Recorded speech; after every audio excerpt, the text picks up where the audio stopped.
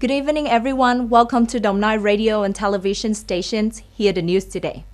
The Institute of Transport and Strategy and Development had just completed the survey on public transport in Vietnam City. Accordingly, the whole country now has 854 routes with the total bus network length of 32,344 kilometers. But the number of environmentally friendly buses accounted for a small proportion, only 849.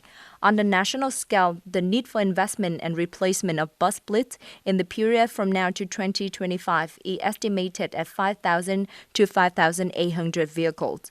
The roadmap for converting buses and taxis is regulated to 2025. 100% of buses will be replaced. New investment will be made using electricity and green energy. By 2030, it is necessary to invest nearly 12,000 environmentally friendly buses. Thus, in order to achieve this goal, the period from now to 2030, public passenger transport by bus needs to continue to invest strongly in development, identifying as the main form of public transport. Within the framework of the program to commend the typical young teacher of Dong Nai Province in 2022, the journey Typical Young Teacher for DH Junior took place. This is the first year of that program has implemented this activity to raise awareness and responsibility of young teachers and create value for society. The Provincial Youth Union and the young teacher went to Phang Đình Phùng Primary School, Long Bình Word in Bien Hoa City to inaugurate and hang over the Library for Children project at Phang Đình Phùng Primary School, Long Bình Word in Bien Hoa City, a library project worth 45 million Vietnam dong, with many children's books suitable for primary school students. The library would contribute to bring knowledge to students, to build reading habits, and to spread reading culture in the young generation. Dong Nai had 4 enterprises honored as typical enterprises for employees in 2022, including Dong Nai Pork Choice Stock Company, Nestle Dong Nai Company, Vedan Company Limited, and Electricity Joy Stock Company Nhung 2 Oil and Gas. This information had just been announced by the Vietnam General Confederation of Labor. Accordingly, in 2022, the Vietnam General Confederation of Labor will coordinate with other organizations to honor 62 enterprises, typical business for the workers.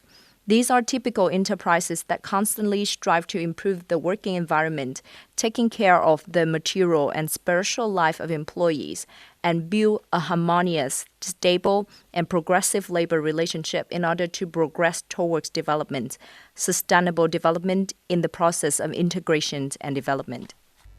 On the sidelines of Asia-Pacific Economic Cooperation's APEC summit in Bangkok, Thailand in November 17, Philippine President Ferdinand Romualdez Marcos and Chinese President Xi Jinping had a bilateral meeting direction. At the meeting, President Xi Jinping said China and Philippines should conduct friendly negotiations when dealing with the South China Sea issue. In addition, he emphasized that China is willing to step up cooperation with Philippines, especially in areas such as clean energy, education, and public health. For his part, Mr. Marcos also expressed his desire to cooperate with China in such fields as infrastructure, energy, agriculture, and people-to-people exchanges. In addition, he affirmed, the maritime issue should not be defined as the entire Philippine-China relationship and called for the increased communications on this issue.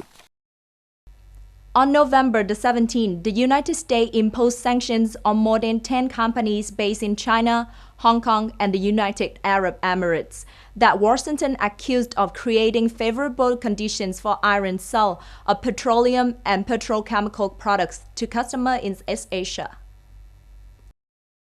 The U.S. Treasury Department said that 13 companies listed on the sanction list had represented companies subject to U.S. sanctions, including National Iranian Oil Company and Trillium Petrochemical Company Limited, facilitated the sale of hundreds of millions of dollars worth of Iranian petroleum and petrochemical products to customers in East Asia.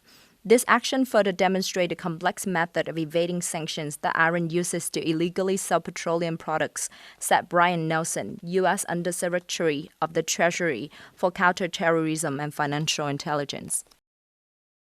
That is the end of our news. Thank you for watching.